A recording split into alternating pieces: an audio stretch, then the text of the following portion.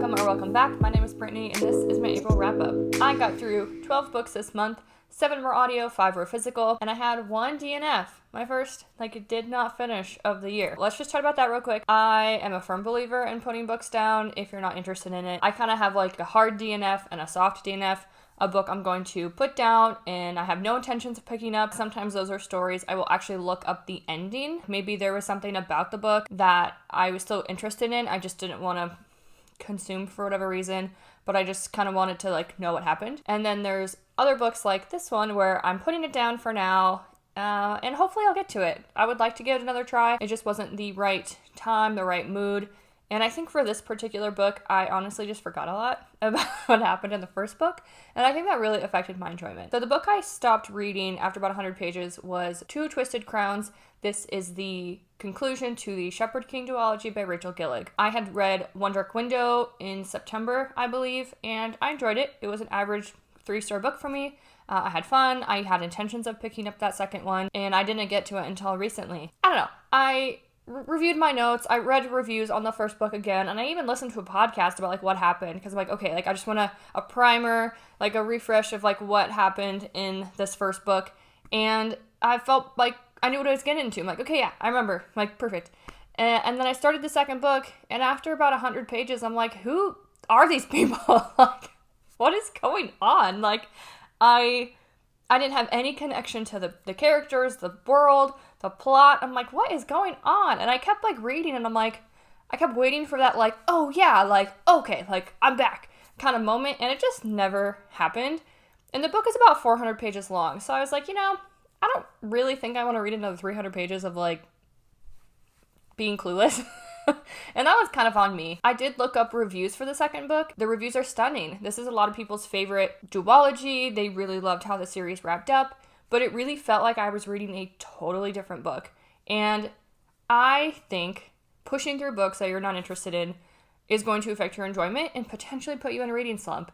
I used to be the person that is I have to finish up every single book I pick up, no exceptions. I never quit reading. But after a while, it's why would I push through something that's unenjoyable? There's so many books out there, and there's also a right time for a lot of books too.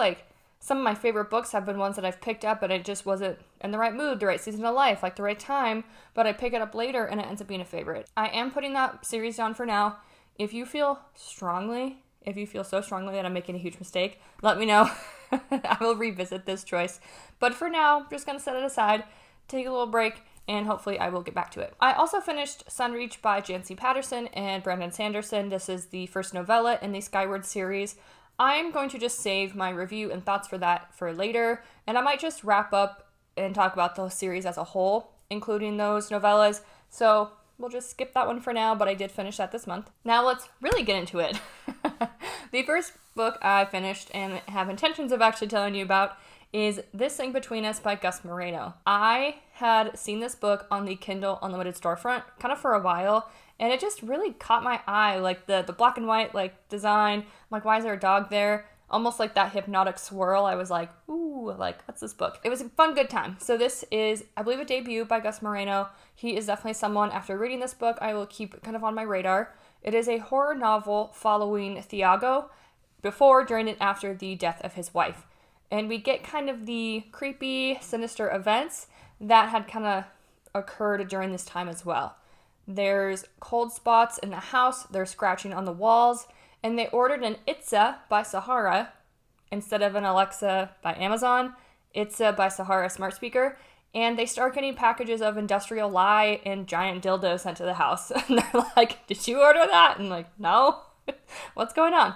So there's definitely some weirdness happening. Thankfully, this book was not too horrifying for me. I did read some of this alone at the house, and I am a big baby, but I did okay. I don't know if I'm your best guide for horror and gore and disturbing content. It kind of takes a lot to disturb me.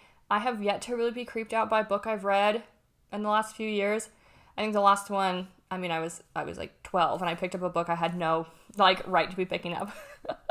But as an adult, I have not been scared by a book yet. So while I did okay, make the best choice for yourself. This book at times is very slow. We get a nice mix, I think, of creepiness as all of these things are happening to Thiago and his wife, and then to Thiago after she passes away. But we also get some nice moments of slowness as he's working through his grief. After his wife passes, he decides to leave town and he moves to a remote cabin in the Colorado woods.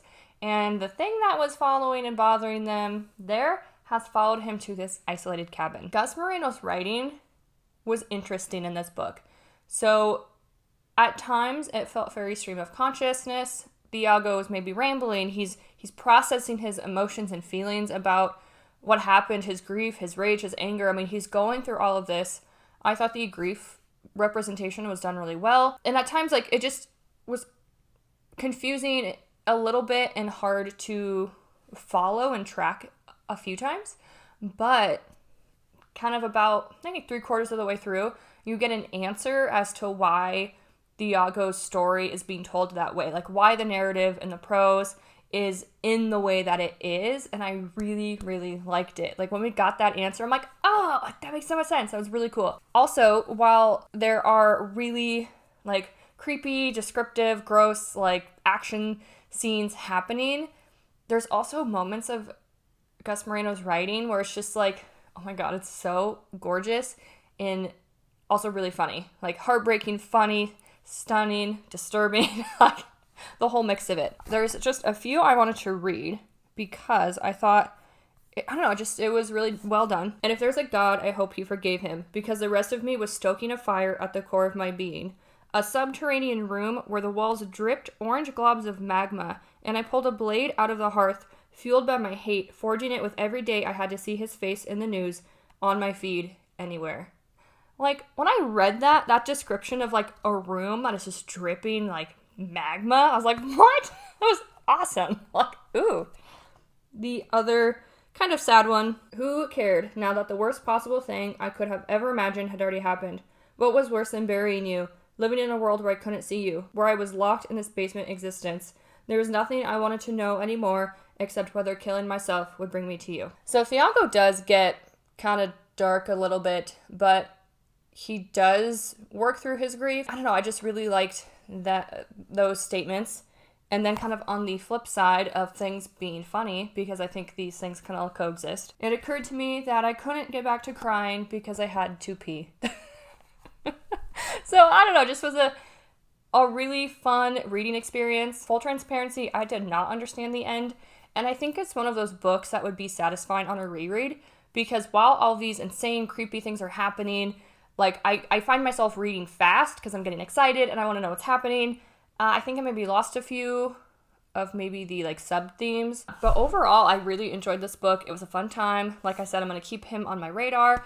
And as of May 2024, this book is on Kindle Unlimited, so check it out if it sounds interesting. The next book I picked up was Rock, Paper, Scissors. This is by Alice Feeney, narrated by Richard Armitage and Stephanie Racine. This book follows a husband and wife perspective. The wife has won a weekend getaway in an old remodeled church in the Scottish countryside, and they go as kind of like a last hurrah at their marriage, you know?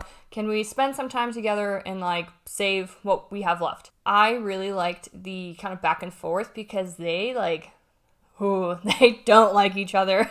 And I found that, like, exploration of, like, marital rage and resentment and just disdain, like, really interesting. Like, how can two people who loved each other so much hate each other? Like, how did we get here? There's another perspective we get, and it is in the form of letters that the wife has written to the husband every year on their anniversary. And I feel like that also adds an extra layer of, like, holy shit, like, what happened? Like, because you get these letters and you're like, oh my God, they loved each other.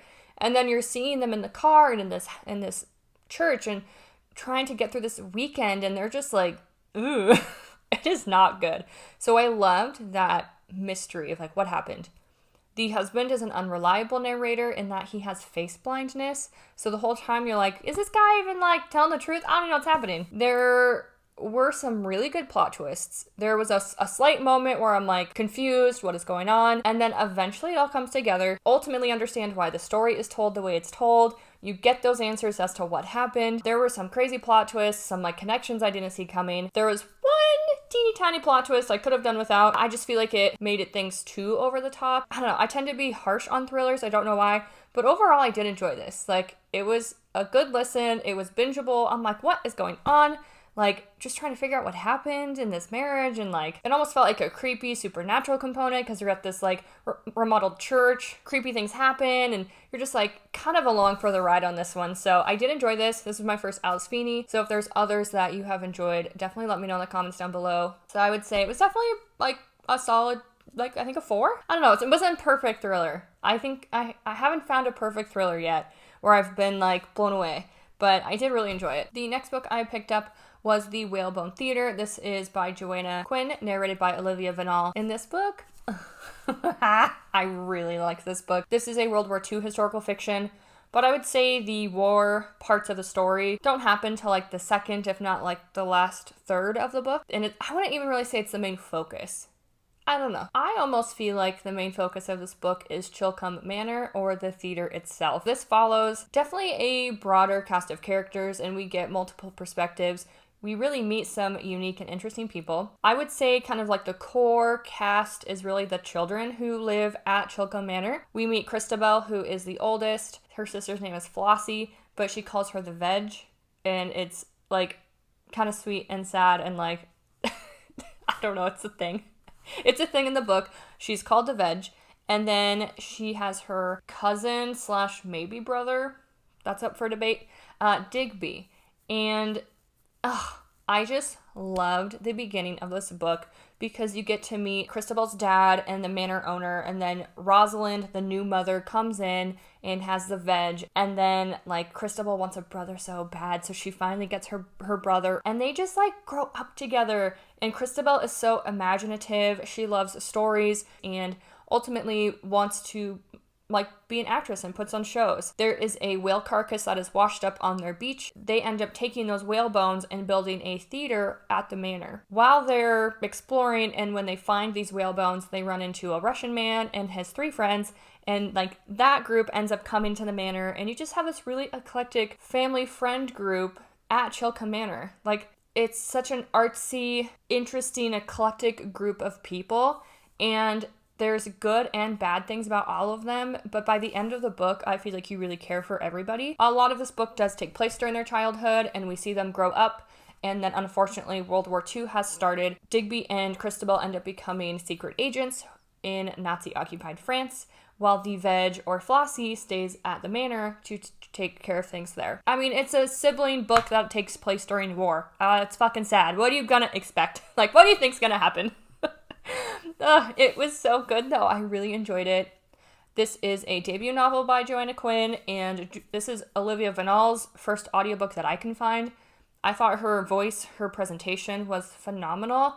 Her voice is just so beautiful. She did French accents and Russian accents. Like, she did it all. The writing style was absolutely stunning. I actually had started the audiobook, made it about 25% of the way in, and restarted because it was just so beautiful. And I would really, really love to have a physical copy on my shelves just to go back and reread some parts. There is such an emphasis on art in this novel. I have done community plays, and I really enjoy just reading about theater life and kind of the going-ons behind the curtain. All of those like artsy, fun, crazy things that like the artist mind and personality get into. Just so fun. I just loved it. I also thought a lot of the characters had really great arcs. I think the Veg is my favorite. She's so sweet. Just a little bit about her, if this entices you at all. When Rosalind gives birth to Flossie, she is in her early 20s. Maybe even 1920, because she kind of just joins this manor. She's new in society, needs a husband, needs a manor. I mean, that is very much the kind of expectation of the times. And Jasper, Chilcombe Manor's owner, and the head of the house, his previous wife had passed away, and so he needs kind of like a new lady to run things. Rosalind enters this marriage in this manor, and I don't know, you can just tell she's not aware of the expectations. When she gets pregnant, when she has a baby, she's like, oh, like, I didn't really want this, like, this loveless marriage and, like, this child, like, okay. So when she gives birth, she's pretty, like, apathetic and just kind of, I'd say mentally checked out a little bit. When she's holding her baby, she's like, well, it kind of looks like a vegetable. Like, I don't know what I'm going to name her. I just might call her Vegetable. And that joke essentially catches on. So Christabel is always like, come on, veg, or it'll be like the veg and I. And it's like a weird but like strangely enduring nickname. But Flossie reaches a point where she's like, I don't want to be called that anymore. She struggles with body image. Like, her mother Rosalind is not a kind, caring, maternal person by nature. But you really see her step into her power when she becomes kind of the owner of Chilcombe when everyone disperses from the war. She stays and really takes charge and just blossoms into a confident, like, happy, radiant woman. And it just was like, oh, it was so good. That was a part that made me cry. It was so sweet. And then, of course, the ending got me. So you'll see this book again on my sad book list. But it was so gorgeous, lovely, heartbreaking. Just all the childhood stuff I just loved. It was so sweet. It's such a good book. If you like historical fiction, if you like that theater aspect in your novels, I definitely think you would enjoy this. So check it out. Let me know what you think. Taking a like complete 180 from this really beautiful historical fiction, I read a fucking weird book. And that is The Vegetarian by Han Kang, narrated by Janet Song and Stephen Park. This book was like I said, totally different vibe. This follows Young Hai. She's our main character, and she has a very disturbing graphic dream that essentially leads her to vegetarianism overnight. This takes place in South Korea, and so this decision is very strange, very unheard of, kind of irrational. She's seen as insane a little bit, like, why would you do this? We get to follow essentially the outcomes of this choice through multiple perspectives. We never get Young Hai as a main narrative in the story.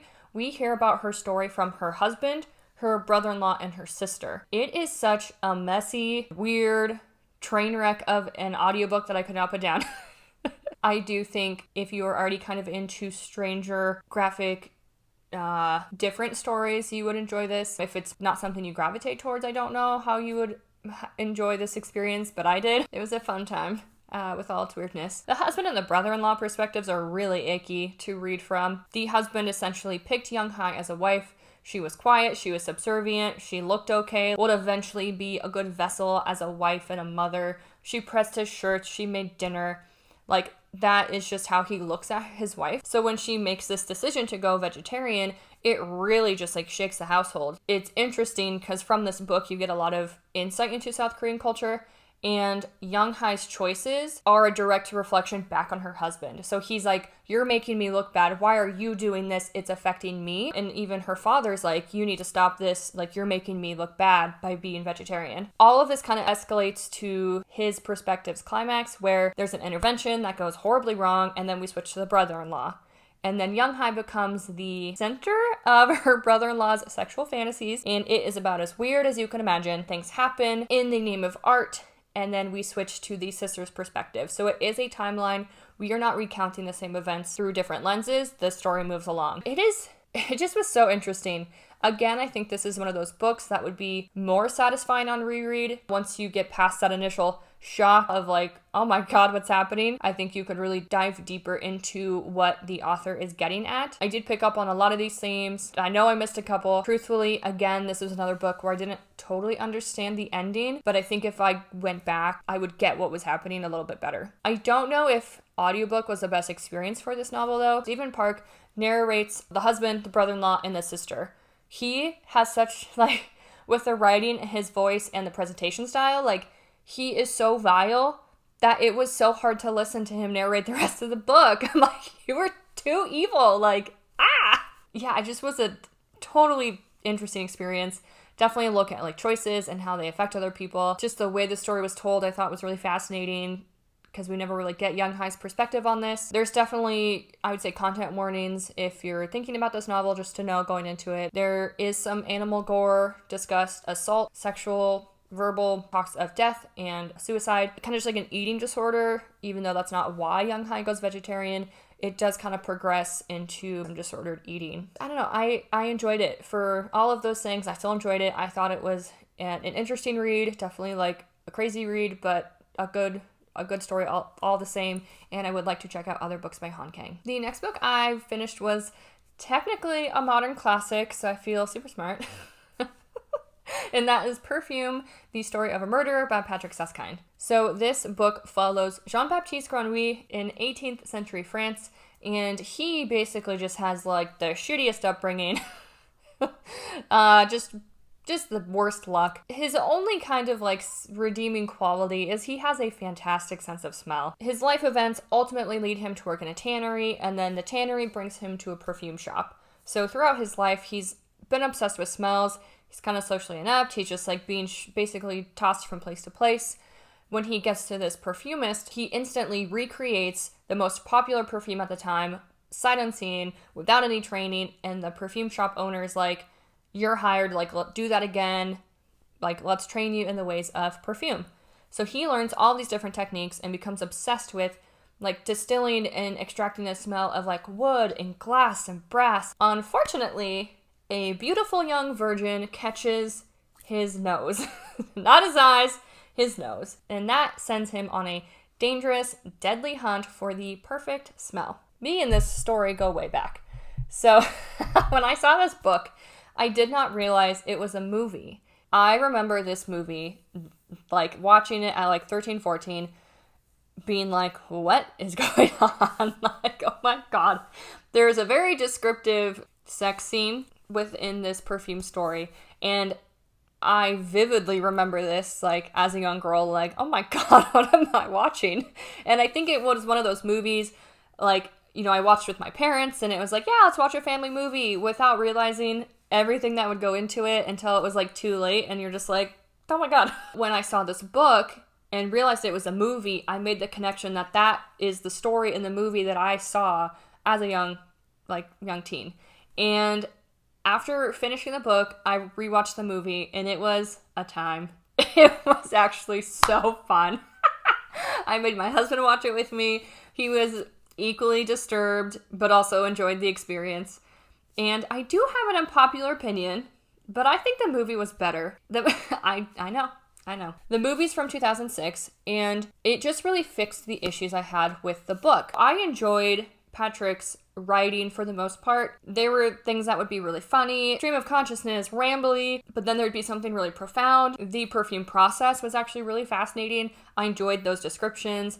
The descriptions of smell, like when he smells something, like, I mean, you really can like almost visualize like what that is like. But the first 30 pages flew by. The fucking middle till about like the last 50 pages felt like a slog. And the book was only like 260 pages, and I was like, what is happening? Like, can we like chop here? It just felt so hard and like tedious to get through. Like, I don't know, it was a very strange reading experience. I loved the ending. I thought the ending was a trip. I think the reason I prefer the movie so much more is it fixed that pacing issue for me. Like, the movie was like, go, go, go, here's the action, while still staying true to the plot of the book. And I feel like the visualizations, like seeing how Jean-Baptiste experiences smell was really cool. Like, I just saw just how the movie was done as a whole was amazing. If the book or the movie sounds interesting, check it out. Report back, let me know what you think, and hopefully you have as fun a time as I did. The next book I finished was The Nightingale by Kristen Hanna, and I actually listened to this on audiobook. This is narrated by Polly Stone. I am sad because I didn't cry. I did not shed one tear, and I'm actually upset about it. I picked up this book hoping, like, I'm ready to just sob. Yes, this just did not live up to the hype for me. Like, this has been, like, told time and time again how this is her best novel, her saddest, her most heartbreaking, like, guaranteed to make you cry. And I was like, okay, I'm ready. Like, I'm ready to be sad. And I actually found myself really frustrated with this novel. I won't, like, shake it at you. I'm gonna set it down. We're gonna be chill. This is a dual perspective novel. Actually, 3. We get a little bit of, like, a future person chiming in after the events of everything, but mainly a dual perspective novel with Isabelle and Vivienne, who are sisters. Their mother died when they were young. Vivienne is the oldest.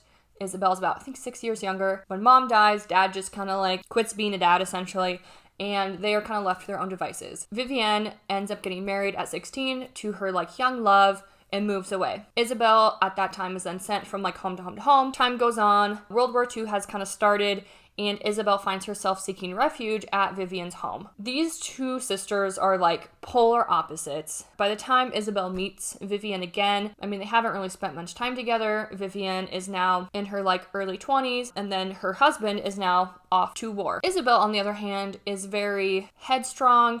She's pretty much been independent her whole life, and she's very vocal about her dislike for the Germans, for the Nazis, just for the state of affairs. She's very vocal about all these things. As the war progresses, as Jews and other religions and, opposing thoughts come out, like all of those people are rounded up, World War II progresses. And ultimately, both of these sisters kind of just, their paths come and go, and they end up fighting for the war in their own ways. And ultimately, work through their sibling relationship. I don't know if it was the audiobook narrator. Polly Stone did a really, really fantastic job. I just did not connect to Isabel at all, and I found her incredibly frustrating to read from. I don't want this to come across the wrong way, because I love a strong, independent woman, like I love a boss babe who wants to take charge and fight for justice, but she is so young and naive that I felt like she was making just dangerous choices. I didn't feel like she was being smart about anything. When she moves into Vivian's home, Vivian is like, you need to stop saying these things. I have a daughter, you were in my house, you need to listen to me. And Isabel's like, no, this is wrong, I'm gonna say whatever I want. She's kind of late teens at this time, and she just is like, I'm young, pretty, I will just talk my way out of trouble with the Germans. And that ignorance of I'll be fine, I'm gonna do whatever I want in this war really bothered me, because I'm realistically, I think you'd just be shot. I don't think there'd be much time for arguing. You might have gotten yourself out of sticky situations in the past, but I don't know. And she just blatantly disregards her older sister. So when Isabel moves into Vivian's home, they have some time together, but unfortunately Vivian's home becomes requisitioned as a billet house for a German soldier. So a German soldier now moves in, and Isabel's like, why are you letting him move in? Blah, blah, blah, blah, blah. And Vivian's like, well, this is not an ideal situation, but I have a child to protect, so at least I still have a roof over my head. We have shelter, we need to make the best out of the situation. And Isabel is blatantly rude to this officer. She brings in anti-war propaganda. She endangers her niece and her sister again and again and again. And it's just but I'm pretty, I'll talk my way out of it. And I'm like, what? I don't know. I don't know if it just was Polly Stone's portrayal of Isabel that made her come across like a loose cannon, but I just was so frustrated. I just couldn't connect to her at all. I am definitely in the minority with this book. I'd say this is an average 3-star read. I enjoyed most of it, but it's not, in my opinion, Kristen Hanna's best, and it's not my favorite World War II retelling. If you want to check it out, please do. If you feel the same way, let me know, or if I'm just being really harsh, I'm sorry. The next book I finished was The Familiar by Leigh Bardugo, and this is narrated by Lauren Fontaine. This takes place during the Spanish Inquisition in 1500s in Spain. We follow Louisa, who is about 20 years old, and she is a maid servant for kind of a middle-class family who is really struggling financially. Louisa has some little bit of magical powers that she uses to just help her with the day-to-day chores. And unfortunately, she gets caught by the mistress of the house. They exploit her power for money and kind of have her perform for dinners, and she kind of gets pimped out. That situation then gains attention from this guy who's kind of in poor standing with the king, and he thinks if I snag Louisa, put her into a magical competition as an entertainer for the king, then I can get in good standing again. We also have Santonhill, who, that's how the narrator said it, Santonhill. He is kind of an ancient magical being himself, and he has his own backstory, his own kind of situation he is caught up in, but he ends up training and getting Louisa ready for this competition because now their fates are intertwined. I don't really like it. It was just average. If you were looking for a standalone fantasy romance, go for it. If you enjoy Leigh Bardugo's other books, I think you would like it. I really haven't enjoyed any of Leigh Bardugo's novels, unfortunately. I did the Shadow and Bone series, and again, I just thought that was kind of average, kind of forgettable, not my favorite. After I finished that, I was so lukewarm, I didn't even really bother picking up Six of Crows. And then I read Ninth House, and I did not like it. I didn't like that book at all. I was hopeful this would bring it up for me, but I just don't know if Leigh Bardugo is my gal, unfortunately. I did think the narrator did a good job. It was a fine story. There wasn't anything inherently wrong with it. It just wasn't for me. And again, this maybe ties back to like Two Twisted Crowns. Like, I just don't know if I'm in a romantasy era right now because I'm like, I just don't really care. I know a lot of people really like this book. This book just wasn't for me, so if it sounds interesting, check it out. The next book I finished, I don't really know if it counts, but I'm going to talk about it anyways, is 1984 by George Orwell, but specifically the Audible audiobook adaptation. It was about 3 hours long. Like, it was a really quick listen. It's an immersive listening experience. There's sound effects, there's music. It's more of like a movie production via audio versus someone just reading you word for word. And this follows our main character Winston in kind of like an alternate history where the world is ruled by Big Brother and the party are his enforcers. There is no independent thought. There is no sex, love, drugs, basically no fun. No individualism. You have to kind of conform to the party and Big Brother. And if you are found committing a thought crime, thinking things that you shouldn't, saying things you shouldn't, engaging in behaviors you shouldn't, then you're just like straight to jail, where they try to like brainwash and reprogram you. Winston works at the Ministry of Truth, and so he is tasked with essentially changing history to fit the party's narrative of what they want out there. And while he works, he just daydreams about freedom. He meets Julia and O'Brien, and those encounters send him on a path to rebellion. I don't know. I know 1984 is like, it's a classic, it's well loved, there's like all these things that go into this book. I think it would be interesting to actually read the book because I don't know how much they took out to create this abridged adaptation. I allegedly read this in school. Don't remember it. It was an interesting experience. I thought just like the audio was good. It didn't end in a way I really enjoyed. I'm like, no, what? But I think this is just one of those things like I kind of need to like think about a little bit more, maybe go back to source material and like refine my thoughts on. But yeah, if you want like a quick listen, it's included as of now in your Audible membership. And there's a few famous actors that narrate, Tom Hardy and Andrew Garfield. So that was really fun to just have some extra fun voices in this production. So if it's interesting, check it out. Yeah, it was a fun time. It was good. I also finished A Funny Story by Emily Henry, narrated by my favorite, Julia Whalen. I just love her so much. This is a really fun romance. If you're looking for like a rom-com, a summer read, like just something sweet, I think this would be a great pickup. This follows Daphne. So Daphne is engaged to Peter. They moved to Michigan and she kind of just like, his friends are her friends. His hobbies are her hobbies. Like, she loves her fiance. She's excited to get married. And unfortunately, Peter invited his like female childhood best friend to his bachelor party, which red flag. I'm sorry, red flag. And what do you know, when he comes home from the bachelor party, he's like, Petra confessed her love for me. We're going to go to Italy. I'm going to need you to move out and be gone when we come back. The wedding's off. Heartbroken and homeless, Daphne's like, well, shit. Kind of the upswing is that there's a open room in Miles's apartment because Miles and Petra were together. So they basically just swapped spots. Daphne and Miles are now kind of cohabitating in this like heartbroken betrayal situation they have found themselves in. And it's really like vague acquaintances to lovers in a really lovely slow burn. They are both working through this heartbreak, so things are taken slow. You really see them become friends. You see Daphne kind of just step into herself again. Miles is determined to just kind of show her what the community has to offer because she has plans to leave town once a big work project is done. And he's like, no, like, don't let Peter dictate, like, the fact that you need to move now. Like, there are things that you can enjoy here. Like, if you've never experienced this town, like, let me show you. They go to farms together, and he's a restaurant owner, and she's a child librarian. Like, there's all these just, like, sweet, cheesy things about it. And just that, like, sub-theme of, like, finding your own interests, becoming your own person. You and your partner come together. Like, you don't have to mold into your partner, you know? Daphne really experiences that journey for herself. And it was just fun. It was fun. It's Emily Henry. Julia Whalen killed it. Like, yeah, I think I read it in like a day, maybe like a day and a half. It was a good time. It was a good time. The second to the last book I finished is Lapvona by Otessa Moshfegh. This is my next book from my weird book reading vlog series. And boy, where is it? Was this fucking weird? I loved it though. I don't know what that says about me, but I loved this book. This was such a trip. oh gosh, how do I even talk about this book? This follows Lapvona, which is actually a town, and Lapvona, and then there's like a manor up here where Lord William looks down on.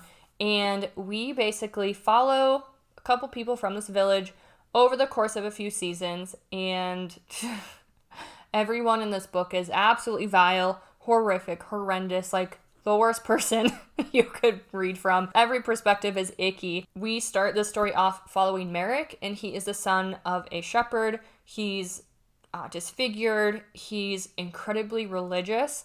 There's a huge religious like context in here, in that the Lapvonians believe that suffering is the way to be in good standing with God, and those that have suffered the most are loved the most by God, and that really fuels and directs most of their choices. This book also really looks at like what happens when the wealthy thrive at the expense of the poor. This is another book I think that you could really dive into. Like once you kind of look past like all the fucking weirdness, you could get deeper into like the themes and like what else Ottessa Moshfegh was trying to accomplish here. If you enjoy kind of odd, weird, strange books already, I really think you would like this if you haven't checked it out yet.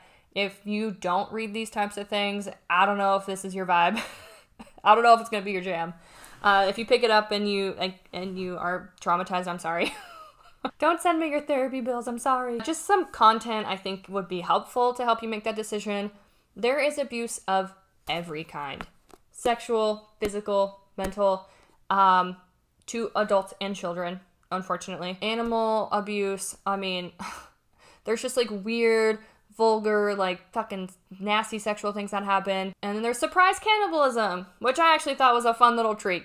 No pun intended. But those are just some of the light things you might find in this book. I talk more about this in my vlog, and I do talk spoilers. Just kind of wanted to give you a brief little overview of what you could be getting into. While this book is so weird and strange, the writing in it is gorgeous. Like Ottessa Moshfegh's prose, the way she chose to tell this story and have all of these different people connect, I thought was really fascinating. There were so many moments where I just was reading with a scowl and squealing because I'm like, oh my god!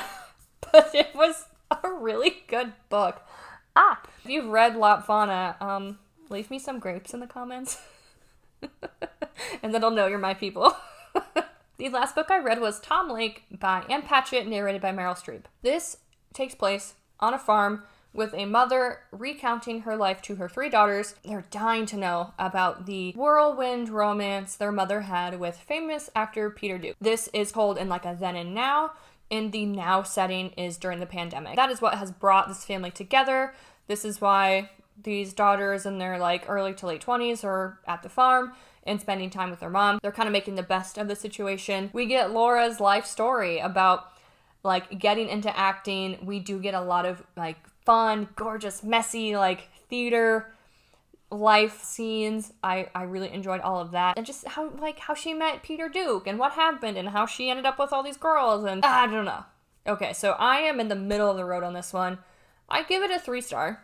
I enjoyed parts of it, but there are also quite a few things I'm like, that was odd. That was strange. When I looked up the reviews on this book, it seems like also Goodreads was divided and that this was her best book ever, 5 out of 5.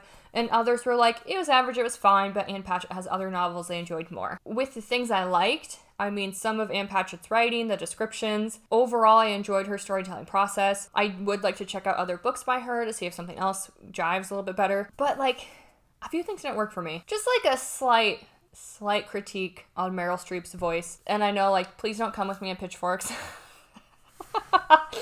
I know Meryl Streep is very well loved. She did a great job narrating, being Laura, narrating the different characters and telling the story, except for one voice. We have Emily, the oldest daughter, Maisie, the middle, and Nell is the youngest. Nell has a really sweet, high-pitched voice. And then Emily sounds normal, maybe a little bit lower. And then Maisie has this, really strange gravel. It's probably too exaggerated, but it was so noticeable for me. I'm like, why does she sound like she's fucking chain smoking and driving trucks? Why did you make her so, gravelly and, not even husky? I don't know. But I'm, listening to this, and I'm like, Meryl Streep, what are you doing? It just was a little odd. So anytime Maisie would come up, and then it would go to now, and then Maisie's back, and like, fucking soaking. I died a little bit. It was funny. That's just me being extra nitpicky. I listen to so many audiobooks in different voices, like, so I think I'm just, I don't know, extra critical, but it just was kind of funny. The other thing that, like, I don't know, like, when I think about this story, just as a whole, like, the effect that Peter Duke, this actor, like, has on this family is actually very strange.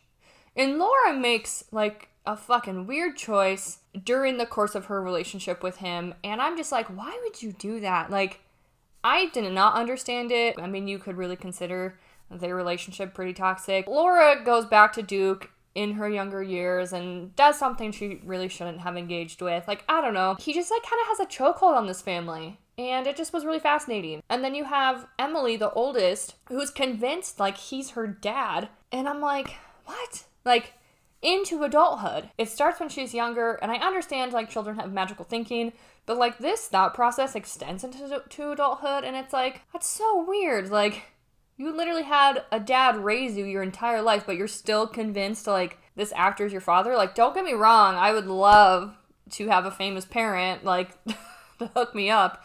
But, like, to the point of, like, I don't know, I'm trying to actually picture this happening, and I just picture, like, their actual dad being like, hey guys, like, you don't believe me? Like, hey guys, I'm over here. I don't know. It just was weird. Then the other weird thing, there was a few times where Laura is telling her story. Like, she's describing something, things are happening, we're in the past with Laura, and her daughters interrupt her, and they're like, Mom, like, you can't say this, you can't call people crazy, you can't talk about X, Y, Z. And while I understand what Ann Patchett was trying to do, it actually, like, totally pulled me out of the story, because it would interrupt, like, what was happening, like, super abruptly. It felt like a record scratch of, like, Arr! And we're back to the present. We're having, like, a discussion about the right and wrong ways to say things. And I'm like, no, like, I don't know. It just felt so, like, abrupt and, like, jarring that I didn't really like how that was done. All that being said, I would still like to check out some Ann Patchett. If you enjoy Ann Patchett's writing, let me know what I should pick up next by her, because I do want to give her another try, see if there's something else I enjoy a little bit more than Tom Lake. That is it, you guys. Thank you so much for hanging out with me. I hope you had a great reading month in April. Let me know what your favorite book was in April down below in the comments. Don't forget to like and subscribe, and I will see you in the next one. Bye!